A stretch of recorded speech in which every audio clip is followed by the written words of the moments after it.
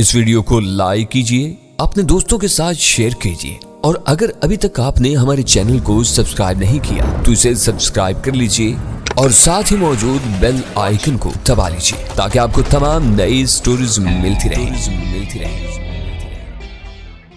تو پھر ساریکا کے زندہ رہنے کا کوئی سوال ہی پیدا نہیں ہو سکتا تھا۔ بات یہ تھی کہ میں ساریکا کو اپنے ساتھ بھی نہیں لے جا سکتا تھا، کیونکہ مجھے معلوم تھا کہ ہمیں کسی آبادی تک پہنچنے کے لیے کتنا سفر کرنا پڑے گا۔ ایک صبح کو میں نے فیصلہ کیا کہ میں ذرا سمندر میں تیر کر آگے جاؤں کہ شاید مجھے دور و نزدیک کہیں کسی آبادی کے نشان نظر آ جائیں۔ میں نے ساریکا سے کہا کہ میں سمندر میں تیرنے جا رہا ہوں اور شام تک واپس آ جاؤں گا۔ میں نے اسے کہا کہ وہ کچھ وقت ساحل پر گزارنے کے بعد کیبن میں واپس چلی جائے اور آرام کرے۔ اس نے مجھے روکنے کی بہت کوشش کی، لیکن میں اپنے فیصلے پر قائم رہا اور میں نے سمندر میں چھلانگ لگا دی۔ ساریکا ساحل پر بیٹھی رہی۔ تیز تیز تیرتا ہوا میں بہت دور نکل گیا۔ مجھے اندازہ بھی نہیں ہو سکا کہ مجھے تیرتے تیرتے شام ہو گئی تھی۔ اس تمام عرصے کے دوران چاروں طرف سمندر کی مہیب موجوں کے علاوہ اور کچھ نظر نہیں آ رہا تھا۔ خشکی یا آبادی کا دور دور تک کوئی نام و نشان نہیں تھا۔ جب مجھے تیرتے ہوئے کافی دیر گزر گئی تب مجھے اس بات کا احساس ہوا کہ میں بہت دور نکل آیا ہوں، اب مجھے واپس چلنا چاہیے۔ چنانچہ میں نے واپسی کا ارادہ کر لیا۔ مجھے تیرتے ہوئے صبح ہو گئی، تب کہیں جا کر میں واپس جزیرے پر پہنچا جہاں سے میں نے اپنے سفر کا آغاز کیا تھا۔ جب میں جزیرے کے ساحل کے قریب پہنچا تو صبح کا وقت تھا اور افق پر سورج طلوع ہو رہا تھا، اور یوں لگتا تھا کہ دور، بہت دور سمندر کے آخری کنارے سے آگ کا ایک بڑا سا گولا برآمد ہو رہا ہے۔ میں اس منظر سے بہت محظوظ ہوا، لیکن جو میں نے دیکھا اس نے مجھے شدید شرمساری کے احساس سے دوچار کر دیا کہ دھندلکے میں ٹھیک اسی جگہ ساریکا بیٹھی تھی جہاں کل میں اسے چھوڑ کر گیا تھا۔ یہ منظر دیکھ کر میں ایک عجیب قسم کے احساس جرم سے دوچار ہوا۔ جب میں نے ساریکا کے قریب پہنچ کر اسے دیکھا تو اس کی آنکھیں آنسوں سے تر تھیں۔ اس نے سر اٹھا کر مجھے دیکھا اور ایک دم کھڑی ہو گئی۔ اس کی ٹانگیں بری طرح کانپ رہی تھیں۔ تم آ گئے فیروز، اس نے بھرائی ہوئی آواز میں کہا۔ میں تو سمجھ رہی تھی کہ شاید اب تم بھی واپس نہیں آؤ گے۔ میرے ذہن میں یہ برے خیالات آ رہے تھے کہ شاید تم سمندر کی موجوں کی لپیٹ میں آ گئے۔ میں یہاں اس لیے بیٹھی تھی کہ اب میرا واپس جزیرے پر جانے کا کوئی ارادہ نہیں تھا۔ میں تھوڑی دیر تک انتظار کرتی اور جانتی ہوں اس کے بعد میں کیا کرتی؟ میں نے فیصلہ کر لیا تھا کہ میں خود کو سمندر کی موجوں کے حوالے کر دوں گی۔ تمہارے بغیر زندگی گزارنے کا اب میں تصور بھی نہیں کر سکتی۔ بھلا تمہارے سوا میرا کون ہے جس کے سہارے میں زندہ رہوں؟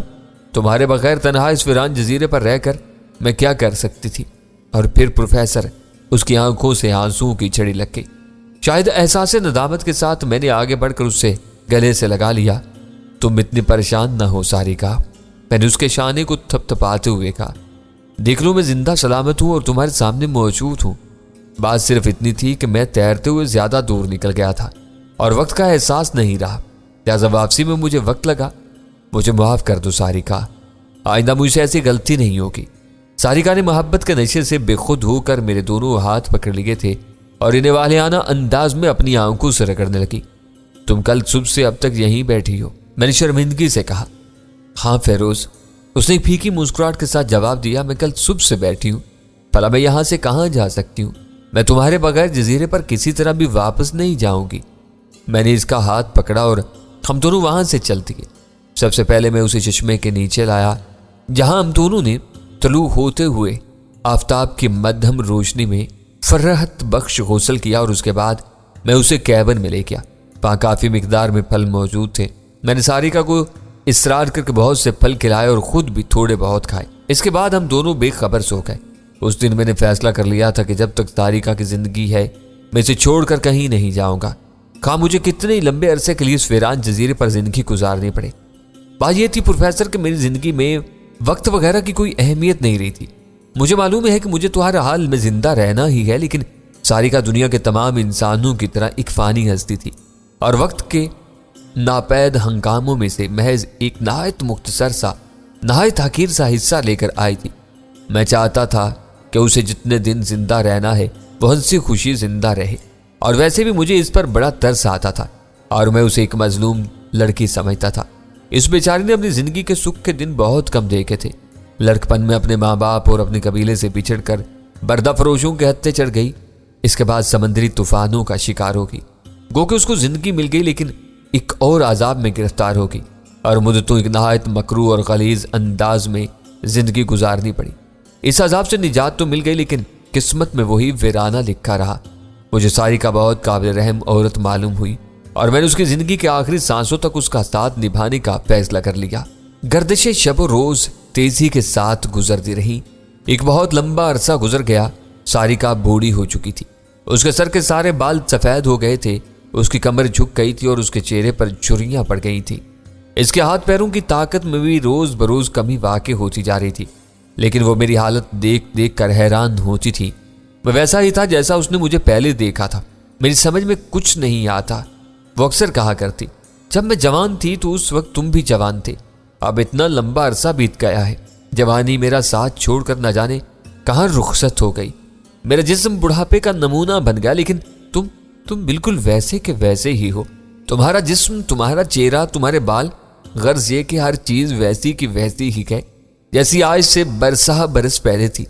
जब मैं अपने आप को देखती हूँ और फिर तुम्हें देखती हूँ तो मुझे यूं लगता है गोया मैं तुम्हें नहीं बल्कि तुम्हारे नौजवान बेटे को देख रही हूँ। आखिर तुम्हारी इस जवानी का राज क्या है फिरोज? कोई राज नहीं है सारिका, मैं जवाब में उसे कहता। मैं तुम्हें पहले ही बता चुका हूं कि बाज देवता मुझसे खुश हैं और उन्होंने मुझ पर अपना साया किया हुआ है। यह सब उसी का फैज है। कमाल है, वो कहती, इन देवताओं ने तुम्हें सदा जवान रहने का गुर सिखाया। आखिर तुमने उनकी कौन सी ऐसी खिदमत की थी? मैं इसके जवाब में सिर्फ हंस देता। बिला आखिर वो वक्त भी आ गया प्रोफेसर, जब सारिका बिल्कुल बूढ़ी हो गई थी। अब उसे आंखों से नजर भी कम आता था और उससे ज्यादा चला फिरा भी नहीं जाता था। वो ज्यादातर कैबिन के अंदर ही मौजूद रहती और कुर्ती रहती। सिर्फ एक आध घंटे के लिए उतर कर नीचे आती। मैं उसकी पूरी देखभाल करता, उसे खुराक और पानी पहुंचाता और हर तरह से उसकी दिलजोई करता। मैं इंतजार करते करते बूढ़ी हो गई फेरोज। मेरी आंखों की रोशनी भी जाती रही और मेरी जिंदगी अपने खात्मे के करीब आ गई, लेकिन कोई जहाज इस जजीरे की समत नहीं आया। मुझे अपनी तो कोई फिक्र नहीं, मैं तो मरने के करीब बैठी हूं, लेकिन मैं यही सोच सोच कर परेशान होती हूं कि मेरे मरने के बाद तुम इस वीरान जजीरे पर तन्हा रह जाओगे। तुमसे कोई बात करने वाला भी नहीं होगा। तुम क्या करोगे? एक दिन सारिका बड़े दुख के साथ कहने लगी और उसके साथ ही उसकी आंखों से आंसुओं की छड़ी लग गई। मेरी फिक्र मत करो सारिका, मैंने मोहब्बत से उसकी पूंछ थपथपाते हुए कहा। मैं हर हाल में जिंदगी गुजारने का आदी हूं और गुजार लूंगा। मेरी तरफ से किसी किस्म की परेशानी को अपने दिल में जगह मत दो। और दूसरी बात यह कि तुम मरने के बारे में मत सोचो। अभी तुम जिंदा रहोगी, बहुत दिनों तक जिंदा रहोगी। मैं जानती हूं फेरोज कि ऐसा नहीं है। उसने एक लंबी सी ठंडी सांस भरते हुए कहा, मुझे बहलाने की कोशिश मत करो। हर इंसान की जिंदगी में एक आखिरी वक्त आता है और मेरी जिंदगी में भी वक्त आ रहा है। जल्दी मैं तुमसे रुखसत हो जाऊंगी, तुम तन्हा रह जाओगे। बस यही दुख है जो मुझे परेशान किए जा रहा है, वरना मैं मौत से नहीं डरती।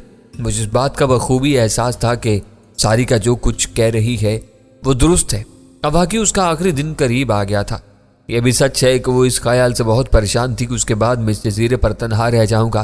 तहम मैं आखिरी वक्त तक उसे दिलासा तसल्ली देता रहा। आखिर एक दिन सारिका मर गई। हकीकत यह है प्रोफेसर के अपनी तवील और हंगामा की जिंदगी में मुझे जिन औरतों की मौत का सबसे ज्यादा दुख और कलक हुआ है, सारिका उनमें से एक थी। यूं तो मैंने बहुत सी औरतों के साथ जिंदगी के बहुत से दिन गुजारे थे और वो मरकर ही मुझसे जुदा हुई थी, लेकिन सारिका की बात ही दूसरी थी। सारिका के साथ मैंने बहुत मुख्तलिफ अंदाज में अपनी जिंदगी के दिन गुजारे। इस वसीअ और इस जजीरे पर सिर्फ हम दो इंसान थे और हम दोनों के अलावा और कोई मौजूद नहीं था। इसलिए हमारी जिंदगी एक दूसरे से मुकम्मल तौर पर जुड़ कर रह गई थी। मैंने सारिका की लाश को बड़े एहतराम के साथ उसी दरख्त के नीचे जिस पर कैबिन बना हुआ था एक गड्ढा खोद कर दफन कर दिया और इस पर बहुत से जंगली फूल डाल दिए और इस दरख्त के ऊपर खाली कैबिन भाएं भाएं करने लगा। सारिका के इंतकाल के बाद मैंने चंद दिन उस वीरान जजीरे में और गुजारे। अब यहाँ मेरे अलावा किसी दूसरे इंसान का वजूद नहीं था। गुजरे वो माह साल के साथ एक तवील कहानी खत्म हो गई थी, मेरी और सारिका की रफाकत की तवील कहानी। अब मैं आज़ाद हो चुका था और मुझे एक नए सफ़र का आगाज करना था। अब इस जजीरे पर मेरे लिए कुछ नहीं रह गया था। मुझे एक बार फिर हंगामों और शोर गुल से भरपूर जिंदगी की तरफ वापस लौट कर जाना था। मुझे न ज़्यादा राह की जरूरत थी और न किसी सवारी की। बस एक बार सफ़र का अज़म कर लेता तो काफ़ी था। चुनाचे मैंने अज़म कर लिया और एक दिन समंदर में छलांग लगा दी। मैंने तैरना शुरू कर दिया। मुझे कोई जल्दी नहीं थी। सारा दिन गुजर गया और मैं तैरता रहा। नामालूम वीरान जजीरा अब बहुत पीछे रह गया था। सारिका की कुर्बत पीछे रह गई थी। आखिरी जहाज जिसे मैंने अपने हाथों से दफनाया था اب میری نگاہوں سے بالکل اوجھل تھی، لیکن ساریکا کی یاد کا چراغ اب بھی میرے دل میں روشن تھا۔ میں تیرتا جاتا، اپنی زندگی کے ان بیتے ہوئے ماہ سال کو یاد کرتا جاتا جو میں نے ساریکا کی پرلطف رفاقت میں اس بے نام جزیرے پر گزارے تھے۔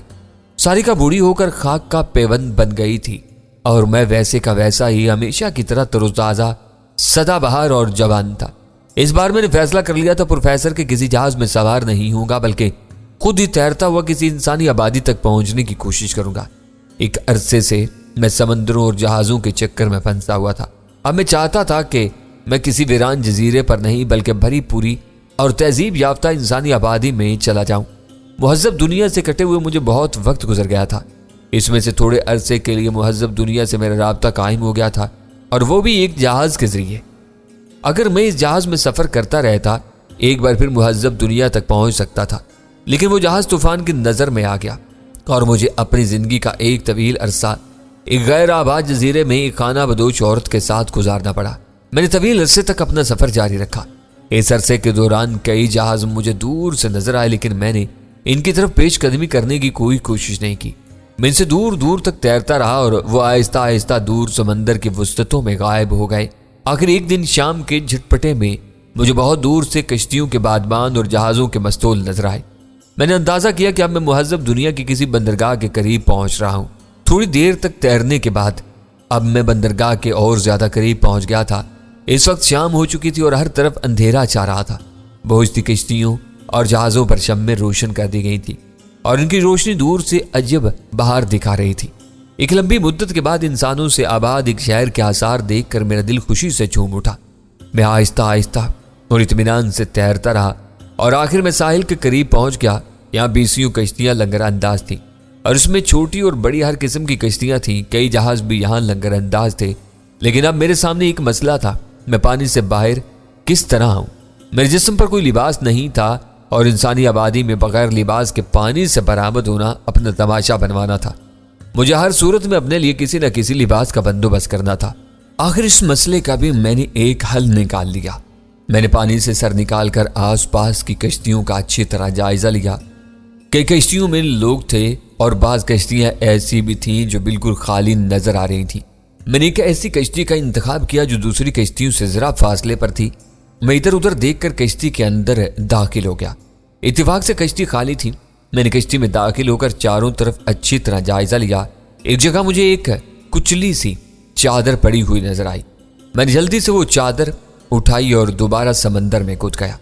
اب میں ساحل کے ایک ایسے حصے کی طرف بڑھ رہا تھا جو نسبتاً سنسان نظر آ رہا تھا۔ ذرا سی دیر میں اس طرف پہنچ گیا۔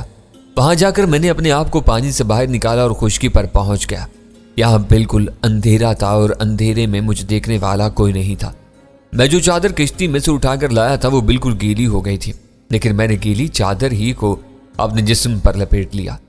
تیز سمندری ہوا چل رہی تھی اور مجھے معلوم تھا کہ وہ چادر تھوڑی ہی دیر میں خشک ہو جائے گی۔ چادر کو جسم پر اچھی طرح لپیٹ لینے کے بعد میں آگے بڑھایا۔ میں اندھیرے سے نکل کر بندرگاہ کے روشن حصے میں آ گیا، جہاں کافی چہل پہل تھی۔ دکانیں کھلی ہوئی تھیں۔ نان بائیوں کی دکانوں پر طرح طرح کے کھانے پک رہے تھے جن کی خوشبو فضا میں بسی ہوئی تھی۔ جگہ جگہ زیتون کے تیل میں مچھلی تلی جا رہی تھی اور لوگ مزے لے لے کر کھا رہے تھے۔ اندھیرے میں اگرچہ شکلیں صاف نظر نہیں آ رہی تھی، تاہم مجھے یہاں ادھر ادھر گھومتے ہوئے لوگوں میں مختلف نسلوں اور مختلف قوموں کے لوگ نظر آ رہے تھے۔ چونکہ اندھیرا کافی تھا اس لیے میرے بے ڈھنگے لباس پر کسی نے توجہ نہیں دی۔ میری میلی چادر جو پانی میں بھیگ کر اور زیادہ میلی ہو گئی تھی میرے جسم کے گرد بڑے بے ڈھنگے پن سے لپٹی ہوئی تھی، اور میں اس عجیب و غریب لباس میں کوئی عجیب الخلقت انسان معلوم ہو رہا تھا۔ میں کافی دیر تک ادھر ادھر گھومتا رہا۔ اب رات اپنا دامن پورے طور پر پھیلا رہی تھی اور بندرگاہ کے بازار کی رونق میں آہستہ آہستہ کمی ہونے لگی تھی۔ دکانیں بند ہونے لگی اور لوگ رخصت ہونے لگے۔ دیکھتے ہی دیکھتے ہر طرف سناٹا چھا گیا۔ اب فضا میں آوارہ کتوں کے بھونکنے کی آوازوں کے علاوہ اور کچھ نہیں تھا۔ ہر طرف خاموشی تھی۔ میں نے اپنے آپ کو بازار میں تنہا پایا۔ اکا دکا لوگ اب بھی آ جا رہے تھے اور میں اس مشکوک حالت میں زیادہ دیر تک بازار میں نہیں رہ سکتا تھا، کیونکہ اس وقت میرا موڈ کوئی ہنگامہ کرنے کا نہیں تھا۔ چنانچہ میں کوئی ایسی جگہ تلاش کرنے لگا جہاں رات گزار سکوں، اور جلدی مجھے ایک ایسی جگہ مل گئی۔ یہ ایک غیر آباد دکان تھی۔ اس کی چھت کا کچھ حصہ ٹوٹا ہوا تھا اور دیواریں بھی پورے طور پر سلامت نہیں تھی۔ میں اس غیر آباد دکان میں داخل ہو گیا اور اس کے کچے فرش پر لیٹ کر اطمینان سے سو گیا۔ ایک بہت ہی لمبی مدت کے بعد مجھے انسانوں سے آباد ایک شہر کے اندر سونے کا اتفاق ہو رہا تھا۔ رات بھر میں اطمینان اور سکون کے ساتھ سوتا رہا۔ سمندر کی طرف سے چلنے والی ٹھنڈی ٹھنڈی ہوا نے مجھے بے حد فرحت بخشی اور بڑے مزے کی نیند آئی۔ الل صبح میں بیدار ہو گیا۔ بندرگاہ پر زندگی کی چہل پہل کا آغاز ہو گیا تھا۔ لوگ ادھر ادھر آ جا رہے تھے اور دکانیں بھی کھلنا شروع ہو گئی تھیں۔ مجھے نہ تو یہ معلوم تھا کہ یہ کون سا شہر ہے اور نہ یہ معلوم تھا کہ یہ کس ملک کا حصہ ہے اور اس پر کن لوگوں کی حکومت ہے، یہاں کون سی زبان بولی جاتی ہے اور لوگ کس قسم کے ہیں۔ بہرحال ان ساری چیزوں کے بارے میں مجھے معلوم کرنا تھا۔ میں نے ایک نظر اپنے حلیے پر ڈالی۔ جس وقت میں زمین پر لیٹا تھا اس وقت وہ چادر بالکل گیلی تھی جسے میں نے اپنے جسم پر لپیٹا تھا۔ گیلی چادر پر خوب مٹی لگ گئی تھی اور بعد میں ہوا کے ذریعے سے وہ خشک ہو گئی تھی۔ اس طرح چادر بہت ہی غلیظ ہو گئی تھی اور میں اس لباس میں بالکل کوئی فقیر معلوم ہو رہا تھا، لیکن بہرحال مجھے اس لباس میں گزارا کرنا تھا۔ میں ٹوٹی ہوئی دکان سے نکل کر باہر آ گیا اور بازار میں کھڑا ہو گیا۔ ایک آدمی میرے قریب سے گزرا۔ اس نے میرے اوپر ایک اچھی سی نگاہ ڈالی اور اپنی جیب میں ہاتھ ڈال کر ایک سکہ نکالا اور میرے ہاتھ میں تھما دیا اور آگے چلتا بنا۔ میں اسے حیرت سے دیکھتا ہی رہ گیا۔ اس نے مجھے واقعی خود فقیر سمجھ کر خیرات دے دی تھی۔ میں دل ہی دل میں اس صورتحال پر مسکرانے لگا۔ اس قسم کا واقعہ میرے ساتھ میری زندگی میں پہلی مرتبہ پیش آیا تھا۔ مجھے اب تک فقیر کسی نے نہیں سمجھا تھا، سو اب میں فقیر بھی ہو گیا۔ میں دل ہی دل میں اس دلچسپ بات پر خوب ہنسا۔ تھوڑی دیر تک میں اس دکان کے آگے کھڑا رہا اور پھر میں نے وہاں سے چلنا شروع کر دیا۔ بندرگاہ کے علاقے سے نکل کر میں شہر کے علاقے میں داخل ہو گیا۔ شہر میں صبح کی سرگرمیاں شروع ہو گئی تھیں اور ہر طرف لوگوں کی آمد و رفت جاری تھی۔ دکانیں بھی کھل گئی تھیں اور خرید و فروخت بھی جاری تھی۔ میں بلا مقصد ادھر ادھر گھومتا رہا اور لوگوں کو دیکھتا رہا۔ زیادہ تر لوگوں نے میری جانب کوئی توجہ نہیں دی، لیکن کچھ ایسے بھی تھے جنہوں نے مجھے غریب، مسکین اور فقیر سمجھ کر کچھ سکے دینے کی کوشش کی، تاہم میں نے کوئی سکے قبول نہیں کیے۔ میرے ارد گرد جو لوگ چل پھر رہے تھے وہ اپنے لباس سے رومن نظر آ رہے تھے، اس لیے مجھے اندازہ ہوا کہ میں سلطنت روما کے کسی علاقے میں موجود ہوں۔ میں شہر کے مختلف علاقوں میں گھومتا پھرتا رہا۔ ایک ایسے حصے میں آ گیا جہاں سامنے ایک بہت بڑا اور بے حد وسیع اور عریض میدان تھا۔ اس میدان کے اس پار اونچے اونچے اور شاندار محلات کا سلسلہ نظر آ رہا تھا۔ محل کے بڑے دروازے پر رومن فوجیوں کی نقل و حرکت دور ہی سے نظر آ رہی تھی۔ میں دلچسپی سے لوگوں کو دیکھنے لگا۔ اس کے بعد میں نے آہستہ آہستہ محلات کے علاقے کی طرف بڑھنا شروع کیا۔ قریب آنے پر میں نے دیکھا کہ وہ سب محلات کا ایک سلسلہ تھا۔ بڑے بڑے اور نہایت خوبصورت محلات بنے ہوئے تھے اور وسیع رقبے پر پھیلے ہوئے تھے۔ میں محلوں کے بالکل نزدیک جا پہنچا اور ادھر ادھر دیکھنے لگا۔ اچانک ایک پہرے دار کی نظر مجھ پر پڑ گئی۔ اس نے گھور کر مجھے دیکھا اور کہا، کون ہے تو اور یہاں کیا کر رہا ہے؟ میرا سارا جسم ایک غلیظ اور گندی چادر میں لپٹا ہوا تھا اور اس نے بھی مجھے کوئی فقیر ہی سمجھا تھا اور تبھی یہ سوال کیا تھا۔ ظاہر ہے کہ شاہی محلات کے نزدیک میری موجودگی اسے سخت ناگوار گزری ہوگی۔ میں شہر میں ایک اجنبی مسافر ہوں، میں نے بڑی مسکینی کے ساتھ جواب دیا۔ مسافر ہے اور مسکین ہے تو یہاں کیا کر رہا ہے؟ سپاہی نے آنکھیں نکالتے ہوئے کہا، ادھر سے چلا جا۔ میں سپاہی کو کوئی جواب دیے بغیر آگے بڑھ گیا۔ اب میں ایک دوسرے دروازے کے نزدیک جا پہنچا۔ یہاں بھی محافظوں کی خاصی بڑی تعداد موجود تھی۔ انہیں بھی شاہی محلات کے نزدیک میری موجودگی سخت ناگوار گزری تھی۔ کون ہے تو؟ ایک محافظ نے زور سے مجھے للکارا اور آگے بڑھ کر میرا راستہ روک لیا۔ میں تمہارے شہر میں ایک اجنبی مسافر ہوں، میں نے پھر جواب دیا۔ لیکن اجنبی مسافر کا شاہی محلات کے نزدیک کیا کام؟ سپاہی مجھ سے جرا کرنے لگا۔ میرے پاس کوئی رہنے کا ٹھکانہ نہیں ہے اور میں ادھر ادھر آوارہ گردی کر رہا ہوں، میں نے مسکینی کے ساتھ جواب دیا۔ اس دوران ایک دوسرا سپاہی جو ہم لوگوں کی گفتگو بڑے غور سے سن رہا تھا قریب آ گیا۔